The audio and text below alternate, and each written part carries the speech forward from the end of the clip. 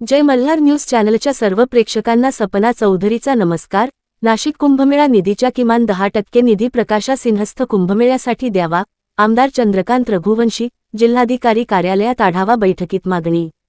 नंदुरबार जिल्हा नियोजन समितीच्या माध्यमातून नंदुरबार जिल्ह्यातील शहादा तालुक्यातील प्रकाशा येथे सिंहस्थ कुंभमेळ्यासाठी 5 कोटींची तरतूद आहे। नाशिकच्या सिंहस्थ कुंभमेळा निधीच्या किमान 10% तरी निधी प्रकाशा सिंहस्थ कुंभमेळ्यासाठी द्यावा, यासाठी शासन स्तरावरून मागणी करणार आहे, असे आमदार चंद्रकांत रघुवंशी यांनी सांगितले। जिल्हाधिकारी कार्यालयातील नियोजन भवनात आगामी प्रकाशा येथील सिंहस्थ मेळाव्याच्या आयोजनासाठी आमदार चंद्रकांत रघुवंशी यांच्या अध्यक्षतेखाली आढावा बैठक घेण्यात आली। त्यावेळी त्यांनी भूमिका मांडली। ते म्हणाले, प्रकाशा सिंहस्थ कुंभमेळ्यासाठी ग्रामस्थ जी विकासाची कामे सांगतील प्रशासकीय पातळीवरून तीच कामे लवकरात लवकर करावीत। अधिकाऱ्यांनी त्यांच्या दालनात बसून विकास कामांचे नियोजन करू नये। नाशिकच्या सिंहस्थ कुंभमेळा निधीच्या किमान 10% निधी हा प्रकाशा येथील सिंहस्थ कुंभमेळ्यासाठी देण्यात यावा। शासनाकडून अद्याप निधी प्राप्त झालेला नाहीये, परंतु जिल्हा नियोजन समितीकडून 5 ते 6 कोटी निधीचे नियोजन आहे। विकास कामांच्या माध्यमातून प्रकाशा कुंभच्या निमित्ताने गावाच्या कायापालट झाला पाहिजे। बैठकीत जिल्हाधिकारी डॉक्टर मिताली सेठी, जिल्हा नियोजन अधिकारी शशांक काळे, शहाद्याचे नगराध्यक्ष अभिजित पाटील, जिल्हा परिषदेचे माजी उपाध्यक्ष रामचंद्र पाटील, सिंहस्थ मेळा कार्यकर्ते दुर्गेश पाटील, हरी पाटील, दिलीप पाटील, गजानन भोई, अमृत ठाकरे, पंढरीनाथ पाटील, निलेश ढोले, शरद पाटील, प्रशासकीय अधिकारी उपस्थित होते। आगामी प्रकाशा सिंहस्थ कुंभमेळ्यासाठी प्रशासनाच्या माध्यमातून उपाययोजना करण्यात येत आहेत।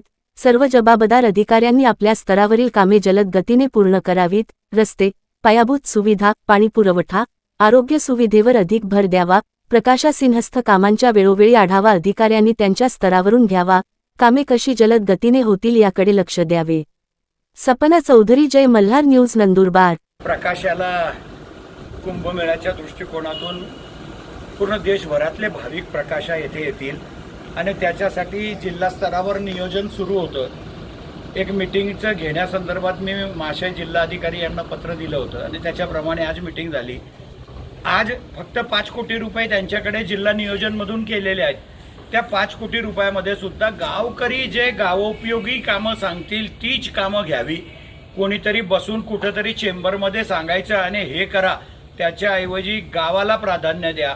कारण भाविक गावात येणार आहे, मंदिरावरच येणार आहे आणि 2 मंदिरांच्याही ठिकाणी जातात, त्याचे रस्ते आणि परिसराचं सुशोभीकरण हे महत्त्वाचे काम आहे आणि त्याच्यासाठीच आज जिल्हाधिकारी मॅडमांनाही विनंती केली। उद्या सकाळी अधिकारी जातील आणि गावकरी जे काम सुचवतील तीच कामं कुंभच्या याच्यामध्ये झाली पाहिजे।